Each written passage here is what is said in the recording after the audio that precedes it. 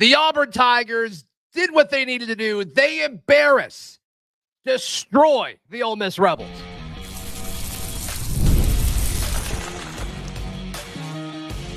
You are Locked On Auburn, your daily podcast on the Auburn Tigers. Part of the Locked On Podcast Network, your team every day.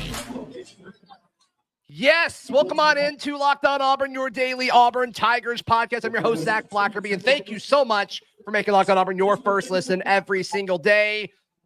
Live from Neville Arena, he's Darrell Dapprich. I'm Zach Blackerby. The Auburn Tigers take down the Ole Miss Rebels 106-76. So many folks, ourselves including, asking for that dominant win. They did it. They did it against a tournament team that holds a top 25 defense in the country as against the Ole Miss Rebels. Or you go to that guy behind you. What a win. What a win for Janai Broom, Chad Baker-Mazara, Bruce Pearl, the Auburn Tigers as a whole. Well, I'll tell you this. The first 10 minutes of this basketball game, Auburn on both ends of the floor played as well as they have all year in a conference game. Yep. Defensively, they were smothering Ole Miss. Ole Miss likes to get in their sets really, really quickly.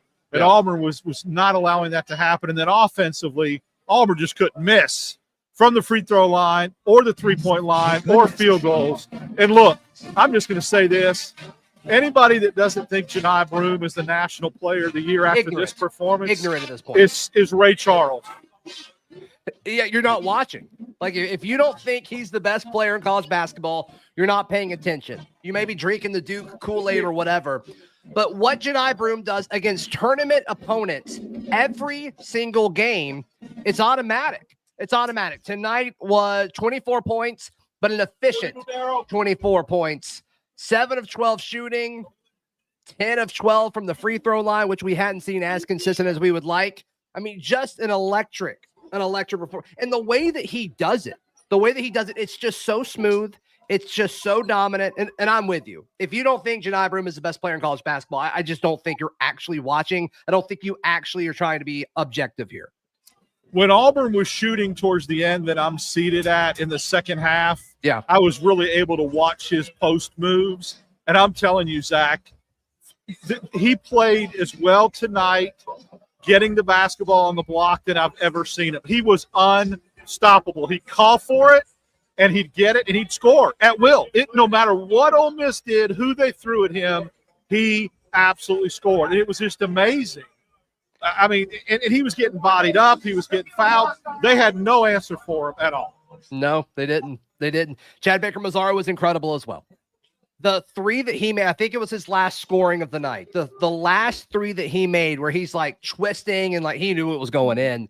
And they went to break right after the TV broadcast, and it zoomed in on him interacting with the student section, the jungle. And just the look on everybody's face was just this like, that was disgusting. I can't believe you actually did it. But that's just Chad Baker-Mazara. I mean, we talk about Janai Broom being automatic. Chad Baker-Mazara, which reports started surfacing last night and this morning that he's missed, this week of practice because he wasn't feeling well. I mean, I don't know if it was Chad Baker-Mazara flu game-esque, but you would have never been able to tell that he hasn't been practicing and he was not 100% tonight. Well, I get you some video pregame where I'm down on the floor. Yeah. And when he came out on the floor, was stretching. He was about 5 feet from me, and I just called his name and gave him a thumbs up or a thumbs down, and he gave me a thumbs up that he was going. Yeah. So I was like, well, I don't know if he's going to start. I just knew he was going to play because, sometimes they insert Chris Moore, and then he comes off the bench. But look, that three you're talking about was the second of consecutive threes he hit. That's right. In that little sequence. And they both, the game was out of hand at that point. But the way the student section reacted to that, and he played really good defense tonight, really good defense. And give Auburn credit because Padula lit them up again in the first half. It's like we don't have an answer for this kid. But in the second half, Auburn adjusted and really shut him down and took him out of the game. And we saw something that we haven't seen in a minute from this team. I mean, how many times have we seen Auburn get off to a hot start and then they let the team back in it? ESPN showed a graphic about how often that's happening. And I mean, you started to see the meltdown. Happen on Auburn social media and the message boards and all of that, which I get it. It is a little frustrating. But the way they answered that barrage of scoring, Darrell, I think kind of shows like, oh, okay, cool. This is something new. This Auburn team has seen this before, has felt this before, but the way they answered, that was new. Well, a 22-point lead evaporated to 6. And then Auburn got it to double digits right before half. And, Zach, I think that was big. I think Auburn going on a little mini 4-0 run to close the half out and getting back to double digits, and really should have been up 11. Tahad missed a free throw on an and one. And then Auburn came out in the second half and just took the game by the throat. And that's what you want to see. Right. And that's what these great teams do. And look, if what was the last week's action for Auburn basketball, if that was the slump, Darrell, if that was the true slump that we talked about, like, oh, Auburn's in a slump, they're not playing as well. Well, they kept winning. I mean, look at what happened to Florida last night. And to me, it's just you keep finding ways to win. And we talked about this after the Ohio State game earlier this year. We talked about it after Purdue. Ole Miss, like, they're a tournament team. They're not a top 5 SEC team. You know, they're not a top 4 seed in the SEC tournament, but they're a tournament team. They've got a top 25 defense. I mean, this is a good basketball team, and Auburn made it look like they were not good tonight. Well, this isn't some of the teams that you're playing that are bottom feeders in the ACC. I'm just telling you that right now. This is a team that'll probably be on the 5 seed line when the tournament comes out. No way they're that high. They were projected by Lenardi before this game tonight to be a 5 seed. Interesting. Yeah. So, I mean, they're 25th in the country. You know, if you think about that, if you go and Auburn just 5 into the gym. Exactly.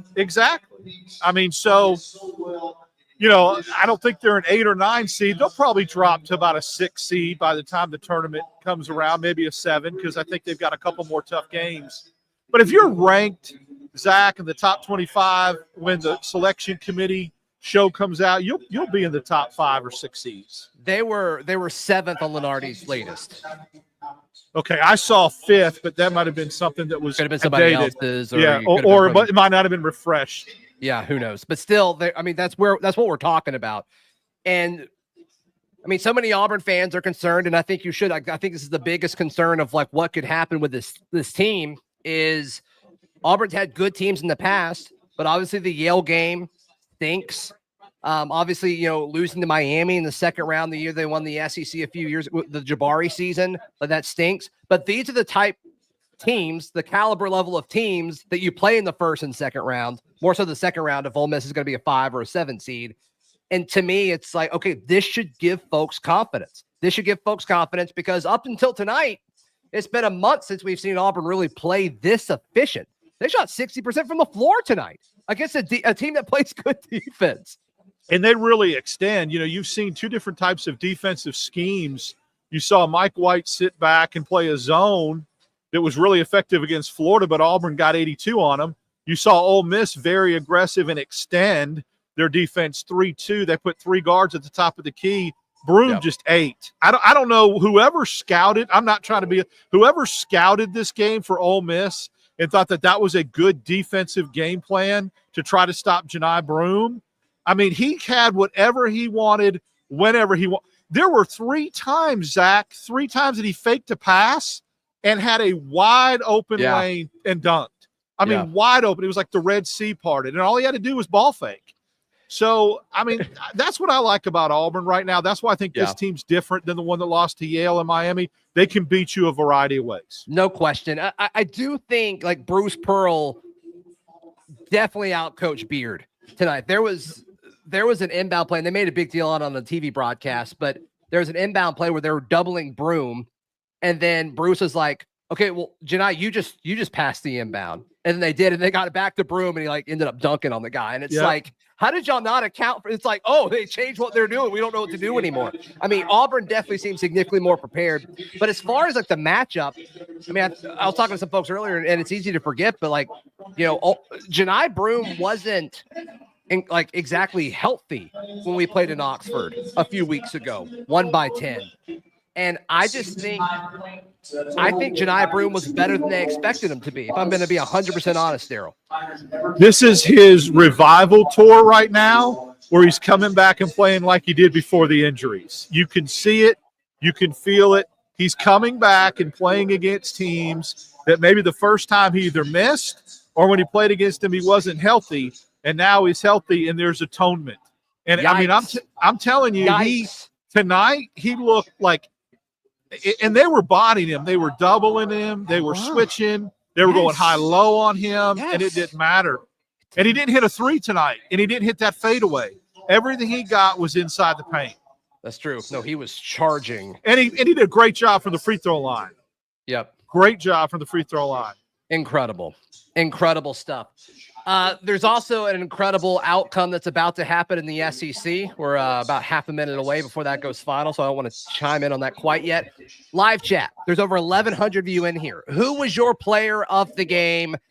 And if you want to add the caveat, besides Janai Broom, you absolutely can. We'll also talk about these final 3 games of the regular season. That's all next, right here on Locked On Auburn. Today's show is brought to you by our friends at Alumni Hall, Darrell. Alumni Hall is the best place to buy Auburn swag. 3 great physical locations in Auburn, Opelika, and Huntsville. Darrell, I went in there just a few weeks ago to get my Auburn baseball gear to equip myself for the season. You go to Alumni Hall as well. Not only that, we had a listener go to Alumni Hall before the game Saturday and tag us. Yeah, that was cool. Right, standing out in front of Alumni Hall with all his gear, him and his wife. And I love seeing that. I love people going in and taking our word for it. It's a great place. It is a great place. So 3 great physical locations, Auburn, Opelika, and Huntsville. Also, you can go online at alumnihall.com. You will not find a better selection of Auburn gear. The Auburn Tigers take down the Ole Miss Rebels 106-76. Dominant fashion. I mean, I don't think you can say anybody else's player of the game other than Janai Broom. I mean, what he did was incredible and infectious, but I don't want to take anything away from Chad Baker-Mazara. I don't want to take anything away from what Miles Kelly did. Who'd you say second? Chad Baker-Mazara? No, Chad Bacon-Lasagna comes back out when he has that kind of game. When he has that kind of game, it's Chad Bacon-Lasagna. That's what he is. He was cooking, baby. He had the chef's hat on. He was going. He played so well tonight. And you think about that, a question mark to play. Is he going to have the strength? Is he going to have the energy? Yeah. You know, and he came out and played one of his best games of the year. And that's really, really impressive. It is, especially with him missing practice and being, limited with, sickness and all that. Janai Johnson, 5 of 6 from the floor.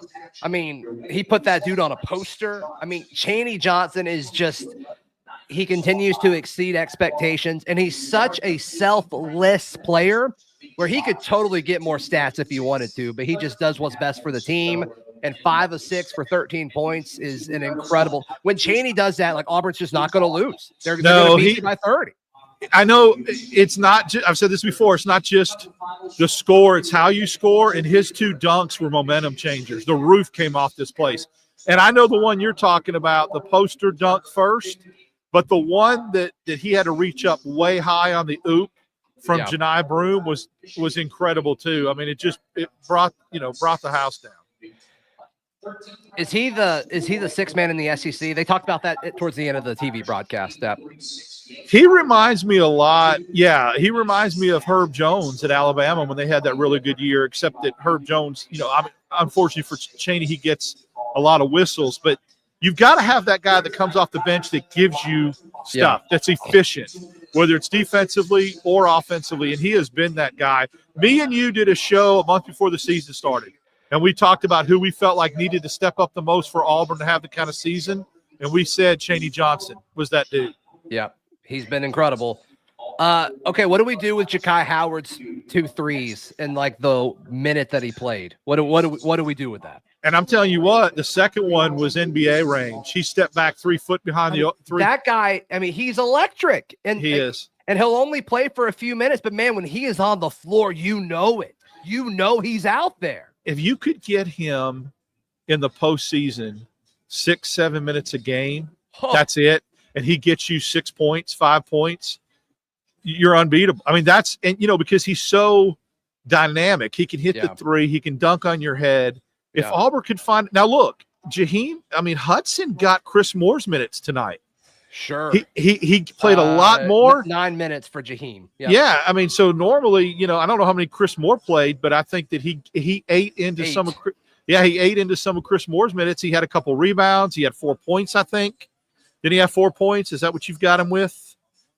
Chris Moore or no, Hudson had 4 points. Yeah, had a couple rebounds. So I really liked the way he played. He played good defense. Yep. That's his strong suit. He guards you well. So yep. yeah, it was all around effort. Good depth. Good depth. Great stuff for sure. So this Vanderbilt A&M game has been stuck with like 30 seconds left for forever. So once that goes final, we'll talk about what that could potentially mean, but it's not quite over yet. So let's don't waste time on a hypothetical there.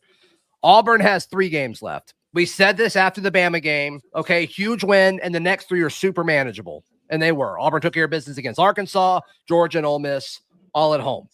Now they've got this last tough road stretch. You go to Kentucky. You go to Texas A&M. My opinion on that game might change in the next few seconds if that game goes final in the next. I don't know. It's weird how it's just not going. And then obviously Alabama at home. And I think 2-1 here proves everything that you need to prove.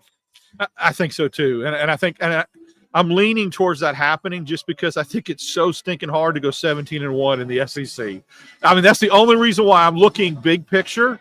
And 16, they can do it. I'm not saying they can't. I think they win all 3. I think they finish the season 3-0. That is my prediction I'm putting out there. So if you go 2-1, and I'm predicting they go 3-0 also. I'm feeling it. I think that this team that's very, very veteran, senior laden is going to end the streak at Rupp.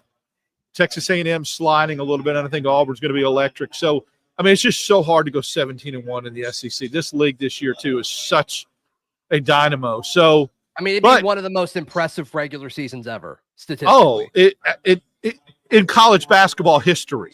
Right. It's not just Auburn, because people are saying that this is an historical year for the SEC.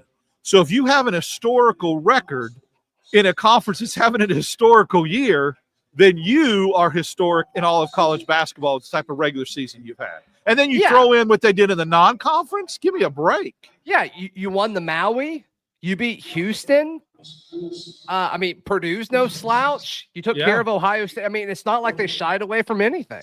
They went to Duke, and then they lost to Florida. I mean, if that's the worst thing that happened to you this season, I do not care. I do not care that Auburn just survived against a few SEC teams. Like, let's just take a breath, because once again, you look around the conference and you just see good teams losing to average to slightly below average SEC teams every night this season. That's just the nature of college basketball as a whole, and it's the nature of the SEC this year. I mean, once again, like, look at what happened to Florida last night. They're way better than Georgia, but if you don't bring it for the full 40 minutes, you can lose, and that's exactly what happened. This Vandy A&M game will not end. It will not end. It's somehow at 19 seconds still.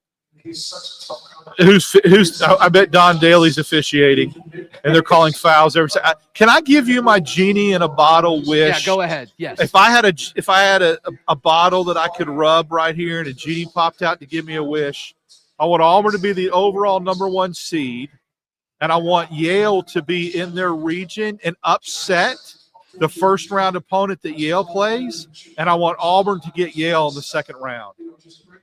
I want that. I want that narrative to get put to bed so bad, and I want Chad Baker-Mazara to go off. I would love for them to see them in their right now. You're not going to see them in the first round because Yale will probably be a 12. That's what they're at right now in Lenardi's thing. If you upset somebody though, and then you could see them in the second round, that would be great. They're in right now for Lenardi. Yale is in Alabama's bracket. Oh, which could also be funny, right? Yeah. I don't think that'll go that way. The Yale chance would go away quickly, wouldn't they? They would die hard. Yes, they would. They'd have to make it to the Sweet 16. Like, I don't know if that's happening, but whatever. And Alabama's style of play is just a death knell for Yale. Yale does not match up. Yeah. Sure. Oh my goodness gracious, this is insane. This is so exciting. This is so exciting. All right, I mean, the 30-point win.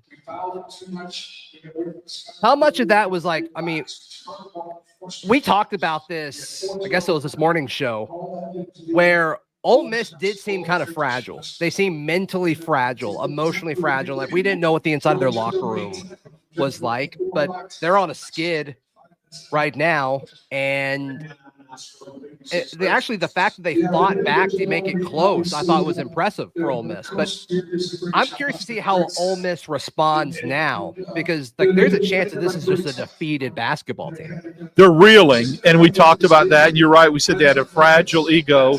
And when Auburn got up 22, I thought it was going to be fold the tent time.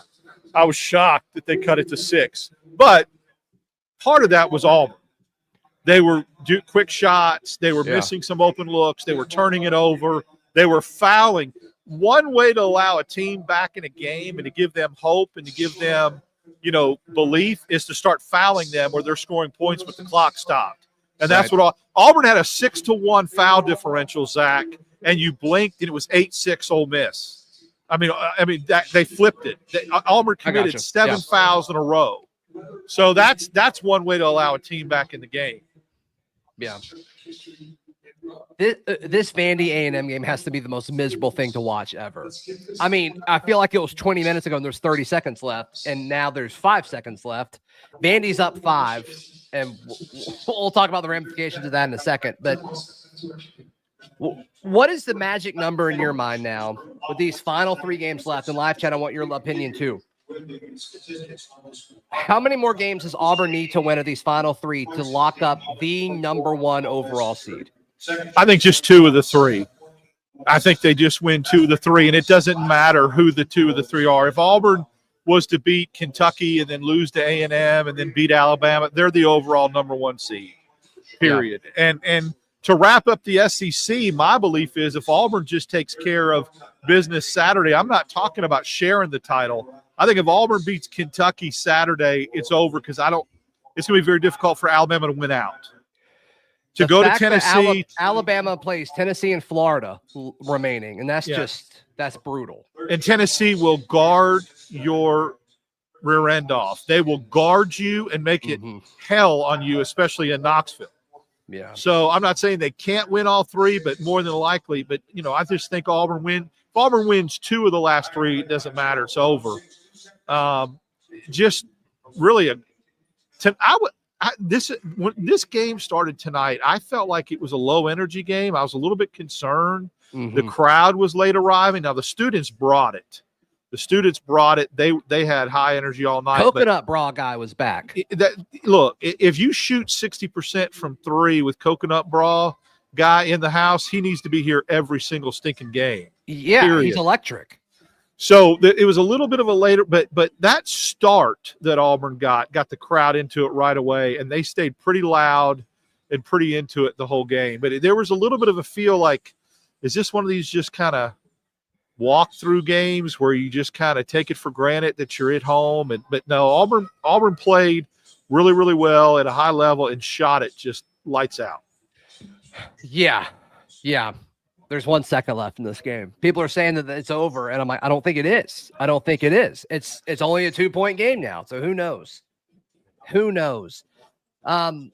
Rank on the final 3, and I guess we can have this discussion with the assumption that Texas A&M loses. I'm waiting for this to go final. Somebody called a timeout again. Shocker. But of the final 3 games remaining, most winnable to most unlikely to win. I'm going to say Alabama's the most winnable just because it's at home, and I feel like this place is going to be absolutely jumping. Yeah, and the way that Auburn played tonight, that's not being disrespectful. I just think playing here and playing your rival and the way Auburn played tonight, and then I think Kentucky is I think Texas A&M is the second most winnable, and I think the least winnable is Kentucky at Rupp just because of that streak. It's one of those things. Until you do it, it's there. You got to do it. You got to put it away. I think the most winnable of the 3 is A&M. I've switched on this. Them losing to Vandy, assuming this game ever ends, they may still be playing it by the time time for us to go up there. But I would say most winnable right now is A&M, Kentucky, then Alabama. That's okay. I would say so. We're way off. We're way different on that. Well, you're a closet Bama. That's why you would say that. Don't you ever say that again. Don't you ever say that again. I knew I'd get you riled up on that one. I hate that. I mean, what they did to Mississippi State last night was like criminal.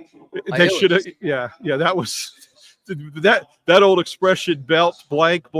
That's what that was. Absolutely. Yeah. Once again, I think Auburn goes 3-0, but I do think that's how I would rank them in order. Okay, the game's finally over. Yeah, so A&M loses. Like, is A&M sliding a little bit at this point? Well, I think they are. I think the two teams in the conference that started out really, really well and were the top four that are now fading a little bit is Ole Miss and Texas A&M. They've lost 3 straight. Well, they lost that game at Tennessee that me and you watched Saturday morning a little bit at breakfast or lunch. Was you could start seeing the chinks in the armor. Mm-hmm. And then Vanderbilt, I mean, that still surprises me. I hate playing teams that are on a 3-game losing streak or a 4-game losing streak, so I hope they win before Auburn plays them Tuesday. Well, they play at Florida, so they will not. Ooh. This is a team that might have 4 straight losses when they host Auburn. Yeah, wow.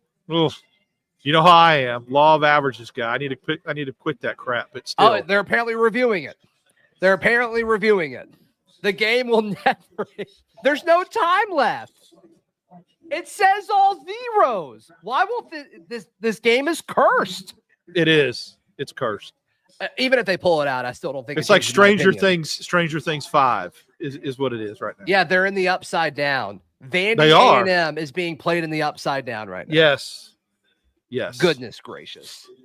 But what a turnout, huh? In here tonight. Yeah, it's incredible. I got one more point or discussion. Tahad Pettiford, another kind of night. He had some flashes, but 2 of 5. Now scored 4 points. One of those attempts was awesome. That was great. It's like, oh my gosh. But it's like he really just shows up in big games. It's the weirdest thing. I'm ready for him to get going. I was asked on a radio show today who I thought was going to be the breakout player of the game, and I said Tahad. It was just he was so due. But he'll come alive. Like I told you, Rupp Arena is his type of venue and his type of game. Big stage, big game, you watch. Big game Tahad is going to come alive at Rupp. I think you're right. I'm calling it right now. Tahad pops for 17. I was going to say 18, so we're on the same page. Live chat, all 1,200 of you. Let us know how many points Tahad Pettiford's going to score in Lexington. Let us know. All right.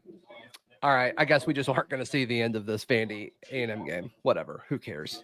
It's probably going to go to overtime at this point anyway. Oh, don't say that. Who cares? Yeah, we got some 18, 19, 26. I would love that. If the hot score's 26, we win. No question. Oh, yeah. No question. All right, what an incredible night. Auburn absolutely embarrasses, blitzes the Ole Miss Rebels, which we need to remind you one more time. They are a tournament team. They are a solid basketball team, and Auburn made you forget that for a little bit. Want everybody to go home with that in mind. Darrell, how can people check out everything you've got going on? You can follow me on X, Dap6410, Instagram, Darrell Dap. I'm with you Wednesdays and Fridays on Locked On Auburn, wherever you get your podcasts, and then we go live after these games. All right, Vandy did finally win. Congratulations to Vandy. Yep. A&M is in free fall. We'll see what happens if they can bounce back against the Florida Gators. Please like this video. Please subscribe, and we will see you next time. This has been Locked On Auburn.